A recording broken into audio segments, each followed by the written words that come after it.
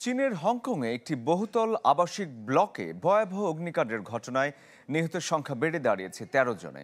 বুধবার স্থানীয় সময় দুপুরে হংকংয়ের উত্তরাঞ্চলীয় তাইপো জেলার একটি আবাসিক ভবনে আগুন লাগে। এতে ভেতরে আটকা পড়েন বেশ কয়েকজন। আহতদের পাঠানো হয় নিকটস্থ হাসপাতালে।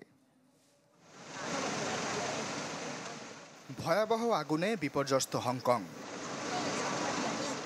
স্থানীয় গণমাধ্যম বলছে, বুধবার দুপুর ২:৩০টার কিছু পরে টাইপো জেলার ঘনবসতিপূর্ণ ওয়ানফুক কোর্ট হাউজিং কমপ্লেক্সের ৩১ তলা ভবনে আগুন লাগে। কয়েক মিনিটের মধ্যেই ৭টি উঁচু ভবন জুড়ে ছড়িয়ে পড়ে লেলিহান শিখা। আগুন নেভাতে মাঠে নিয়োজিত ছিল দমকল বাহিনীর শতাধিক ইউনিট, কিন্তু ঘন্টার পর ঘন্টা চেষ্টা চালিয়েও দীর্ঘ সময় ভবনগুলোতে ঢুকতেই পারেনি তারা।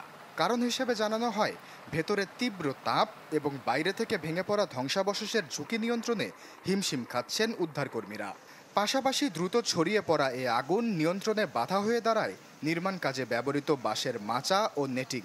ধারণা করা হচ্ছে এখানেই সূত্রপাত হয় আগুনের, পরে তা ছড়িয়ে পড়ে পুরো কমপ্লেক্সে। এ ঘটনায় এক দমকল কর্মী সহ প্রাণ যায় বেশ কয়েকজনের।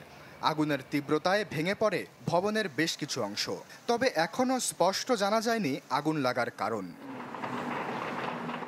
হংকংয়ের ওয়াংফুক কোর্ট কমপ্লেক্সের ৮টি ব্লকে ফ্ল্যাট রয়েছে প্রায় ২,০০০। এখানে বাস করতেন প্রায় ৪,৮০০ জন। অগ্নিকাণ্ডে পুরো কমপ্লেক্স কার্যত অচল হয়ে পড়ায় এক রাতে বাস্তুহারা হয়ে পড়েন তারা। আশ্বাস চৌধুরী, চ্যানেল 24।